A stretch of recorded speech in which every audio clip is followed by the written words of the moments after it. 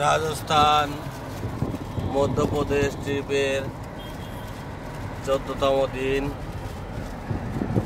আমরা খড়গপুর থেকে বাড়িতে যাচ্ছি। এই 14তম দিনে আমরা যা যা দর্শন করেছি সেগুলি আমরা দর্শন করেছি সেগুলি বলা হচ্ছে। প্রথম থেকে আমরা দর্শন করেছি প্রায় 6,500 কিলোমিটার পথ আমরা এই ট্রিপটাতে করেছি। আমাদের গাড়ি বোলেরো যে প্রায় 20-র ওপরে সার্ভিস দিয়েছে এই ট্রিপে।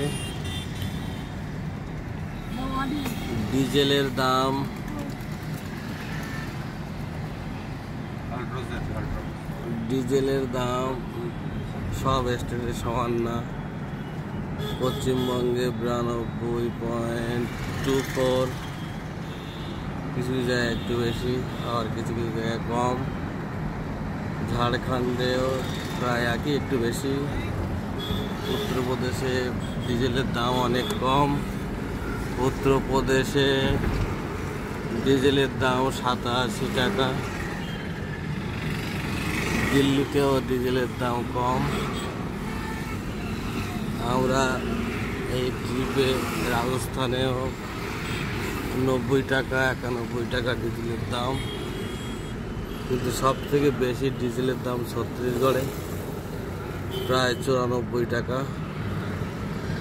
তো এই ট্রিপে আমাদের মোট তেল লেগেছে, মানে ডিজেল লেগেছে 337 লিটার। 337 লিটার মোট ডিজেল লেগেছে। আর আমরা যেসব হোটেলগুলিতে ছিলাম সেগুলির রেটও খুব বেশি নেয়নি, কারণ শুধু রাত্রেই থাকতাম আর দিনের বেলা আমরা সকাল হলেই হোটেল থেকে বেরোতাম। সমস্ত রাজস্থানে এবং মধ্যপ্রদেশের সবগুলি জায়গা এবং সবগুলি হোটেলে খুব সুন্দর ছিল, কিন্তু সবচেয়ে বড় ব্যাপার আমরা ওড়িশাতে ঢোকার পরে 49 মুম্বাই কলকাতা রোড আছে, সেই রোড দিয়ে আসার সময় উড়িষ্যাতে ঝারসুগুদাতে হোটেলের প্রচুর দাম। যে কারণে আমরা ঝারসুগুদাতে হোটেল নেইনি। আর যেসব হোটেল আমরা নিয়েছি খুবই কম রেট।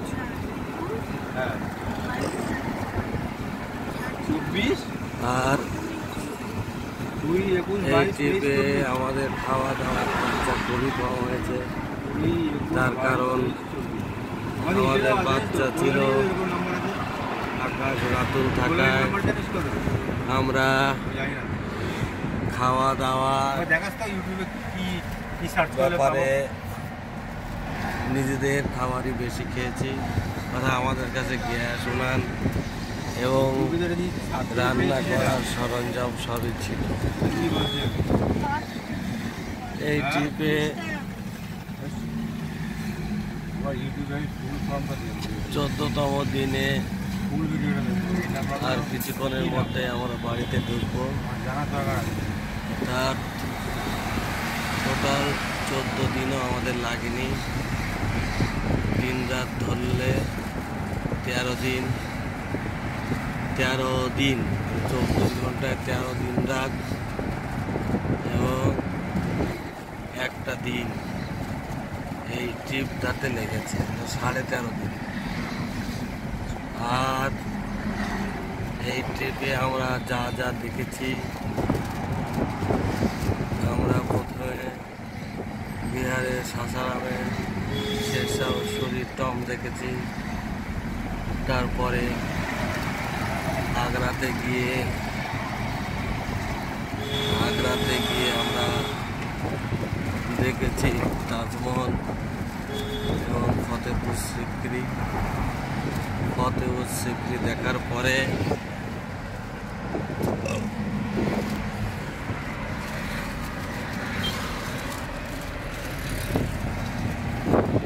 আমরা দিল্লিতে গেছি। দিল্লিতে কুতুব মিনার, রেড ফোর্ট এবং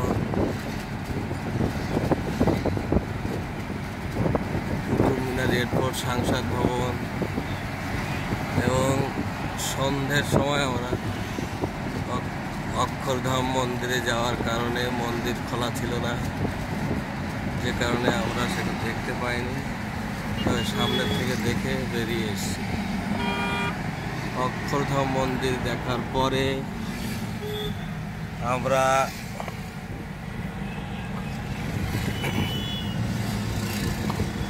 তারপর দিন সকালবেলা রাজস্থানের উদ্দেশ্যে দিল্লি থেকে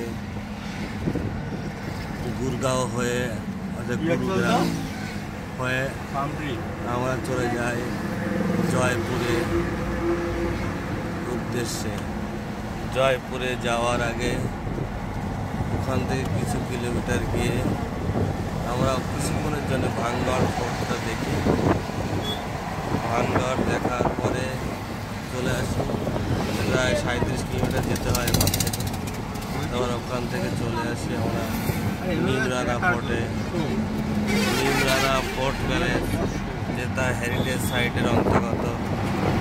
সেই নিমরানা ফোর্ট দেখার পরে আমরা ওই দিন দুপুরবেলা আমরা চলে যাই জয়পুরে। জয়পুরে আমরা ছিলাম। জয়পুরে রাত্রেবেলা আমরা ওখানে একটা লোকাল ফেস্টিভ্যাল দেখি এবং জয়পুরে যে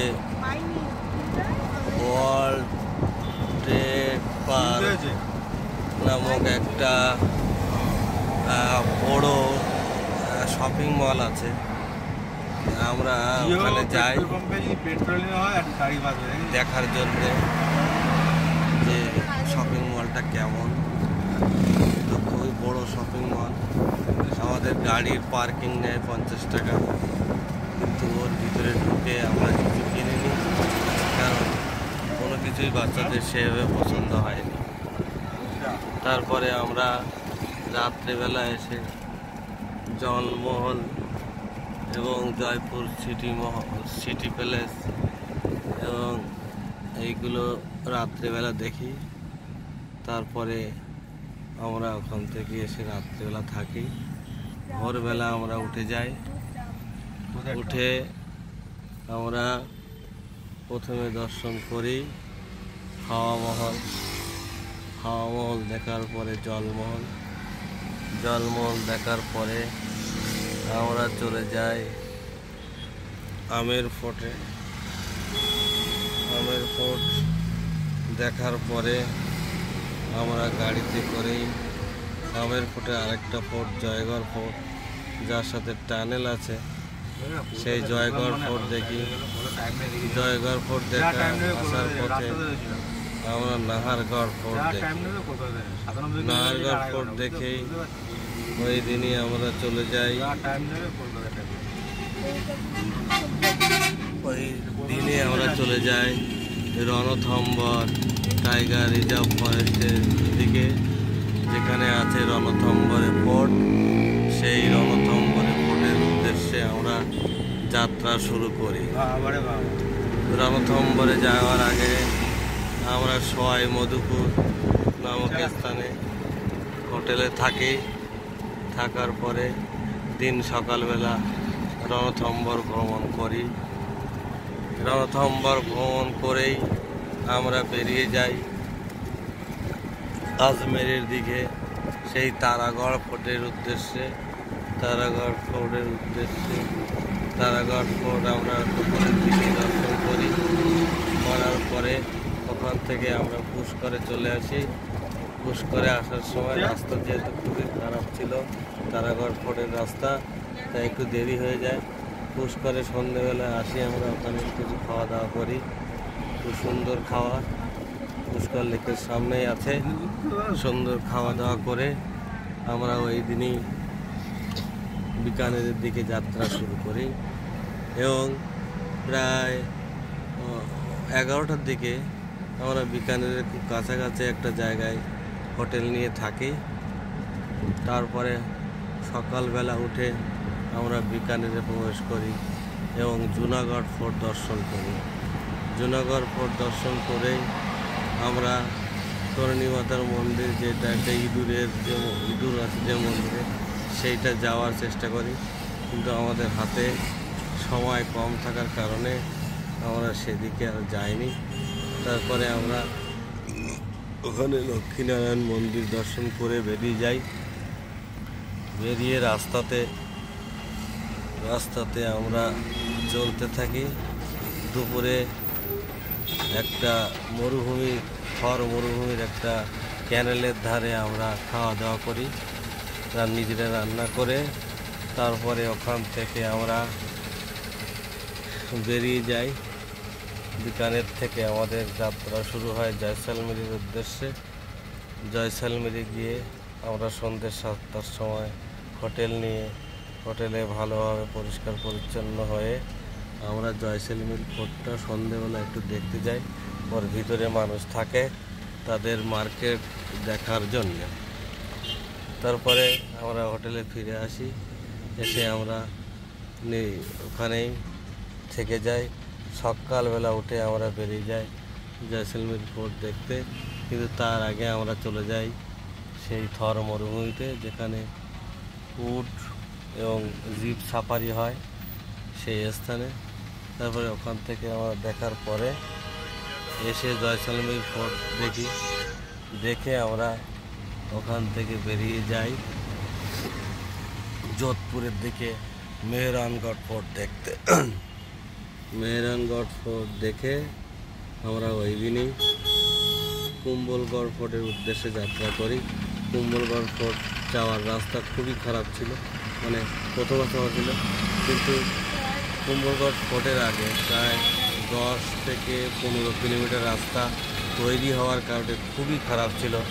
রাত 11টার সময় আমরা সেখানে পৌঁছাই। তারপরে হোটেল নিয়ে সেখানে থাকি।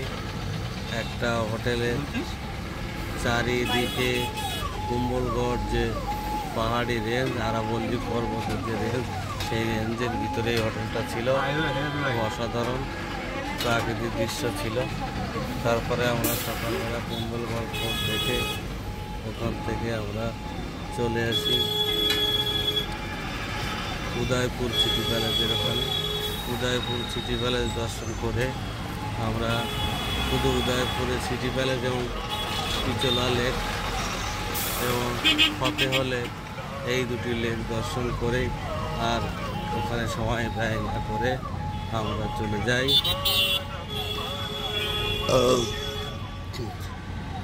আমরা চলে যাই